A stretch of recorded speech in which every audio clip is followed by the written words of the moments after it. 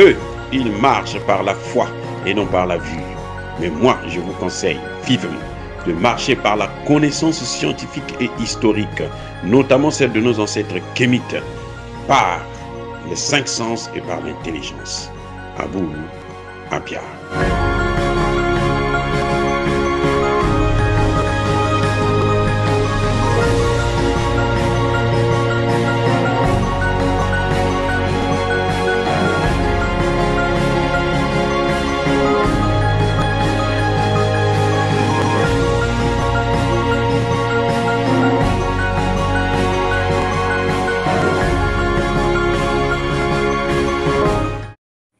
Otep à tous, bienvenue sur la chaîne des panafricanistes par essence, par conviction et par excellence.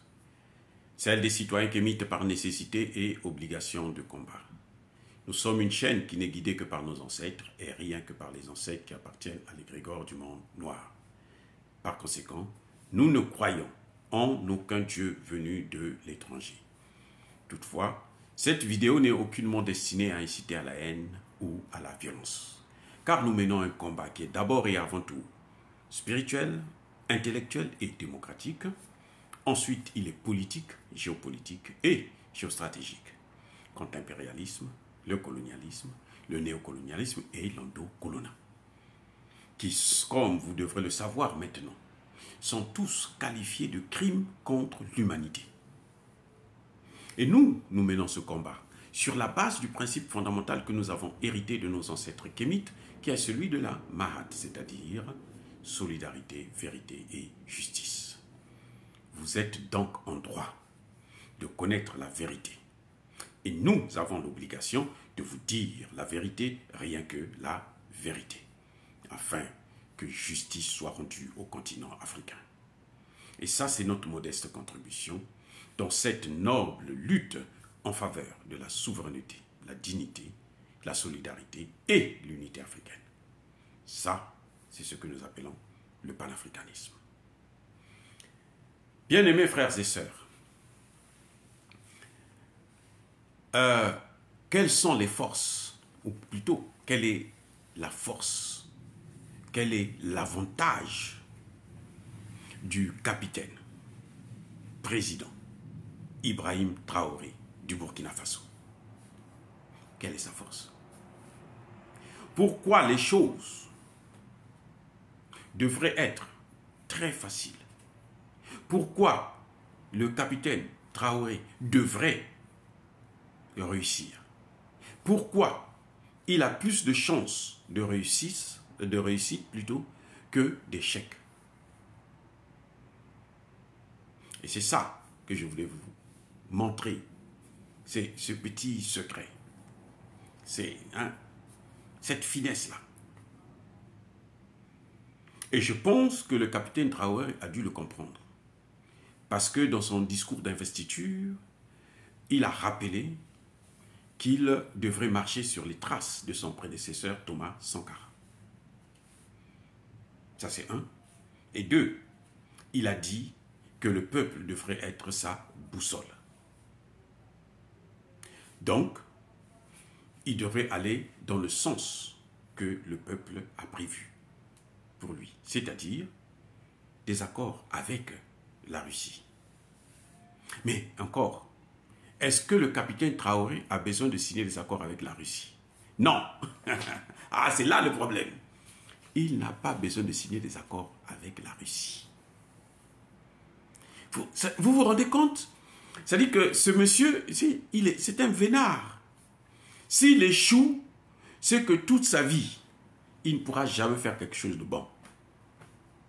Je répète. Si le capitaine Traoré échoue, c'est que toute sa vie, il ne pourra jamais faire quelque chose de bon.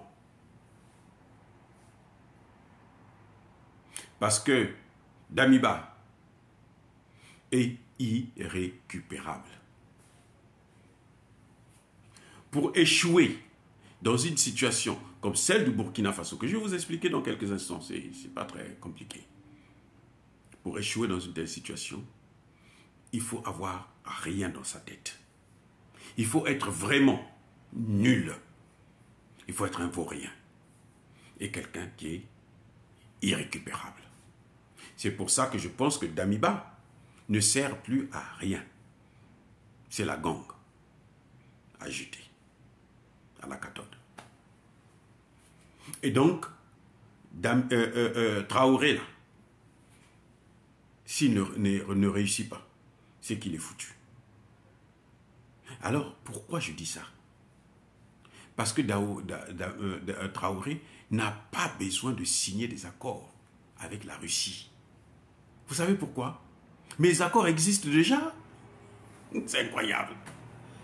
Les accords avec la Russie, les mêmes accords que le Mali a signés avec la Russie, ça existe entre le Burkina Faso et la Russie. En fait, Kaboré avait tracé la ligne. Eh oui.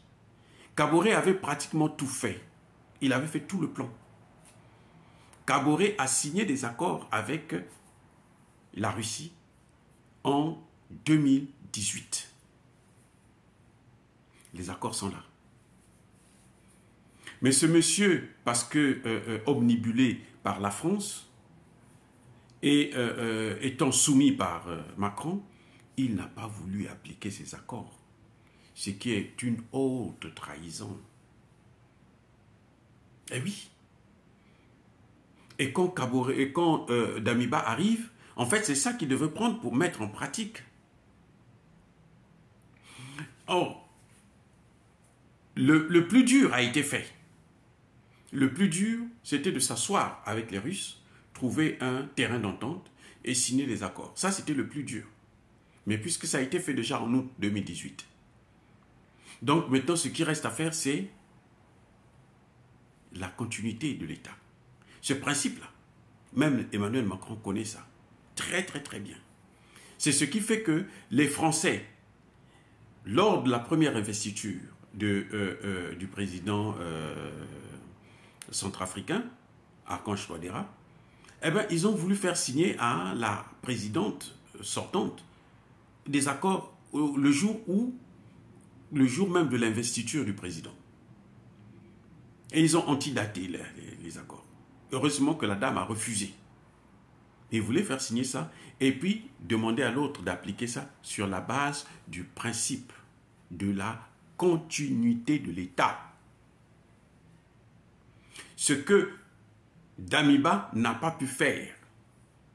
Damiba n'a pas pu appliquer ce principe-là de la continuité de l'État. Et pourtant la France respecte ça, puisque la base militaire française qui est là, l'opération Sabre, c'est avant Kaboré, c'est depuis Blaise Compaoré. S'ils sont toujours là, c'est sur la base de quel principe? La continuité de l'État. C'est depuis Blaise Compaoré, en 2014. C'est là que l'opération Sabre était venue. Au Burkina Faso, ils sont restés jusqu'à présent. Donc, ils ont traversé plusieurs présidents. Ça veut dire que le Burkina Faso aussi doit respecter ce principe-là. Et c'est ce que nous demandons donc à Traoré. Traoré n'a pas besoin de signer des accords parce que les accords existent déjà. Traoré a besoin de les mettre en application sur la base de ce principe de la continuité de l'État.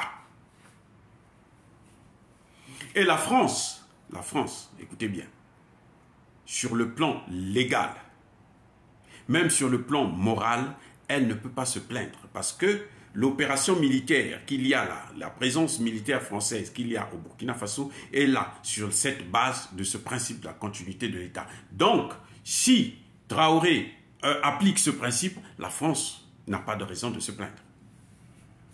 Il est protégé. Il est protégé. Il n'a pas besoin d'aller signer d'autres accords. Il a besoin de mettre en œuvre ces accords parce que ce sont les mêmes accords qui gagnent. Gagnant, gagnant.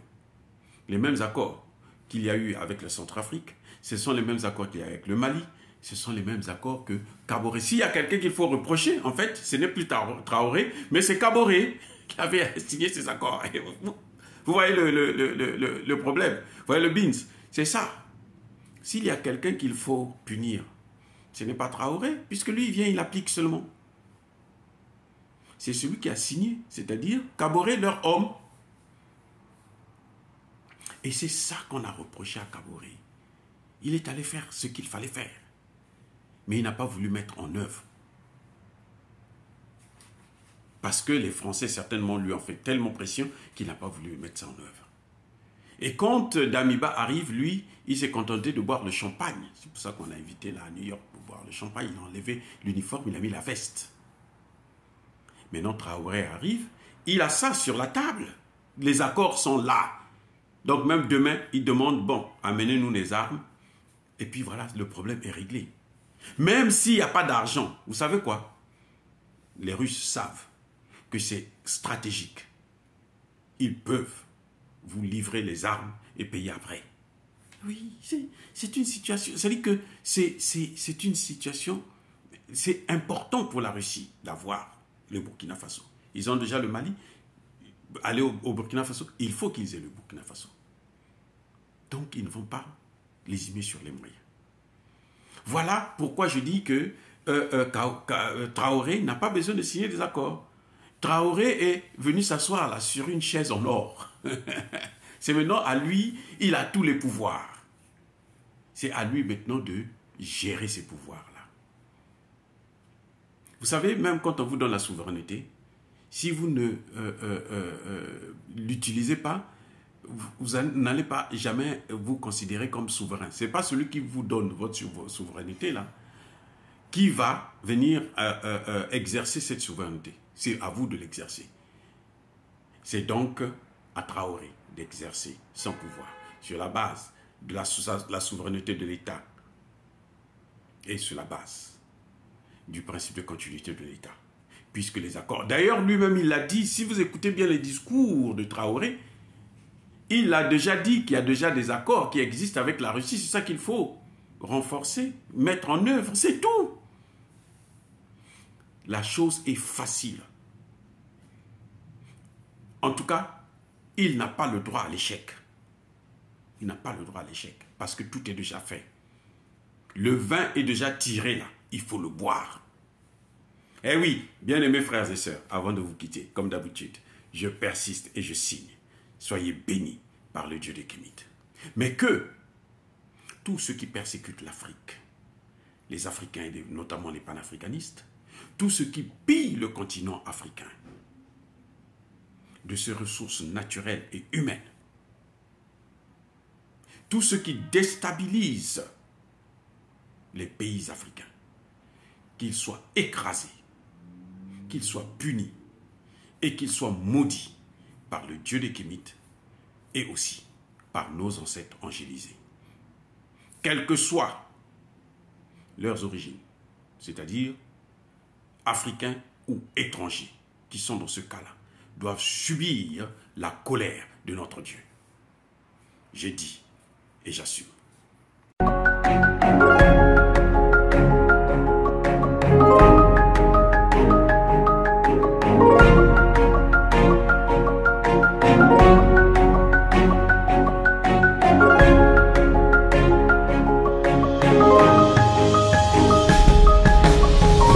Bien-aimés frères et sœurs, vous connaîtrez la vérité et la vérité vous affranchira. Ça, c'est pas moi qui le dis, c'est la Bible qui le dit. Mais moi, je vous dis mieux. Vous connaîtrez la vérité historique, notamment celle de vos ancêtres kémites, et vous aurez une vision globale de ce que c'est que la vraie souveraineté politique. J'ajoute, vous reviendrez à la spiritualité africaine ancestrale et vous comprendrez les enjeux de l'indépendance économique. Et pour terminer, vous accepterez votre identité culturelle kémite et vous obtiendrez deux choses. La première, c'est la paix. La seconde, c'est le développement, à une condition. L'unité de toute l'Afrique noire, l'unité de tous les Noirs du monde entier.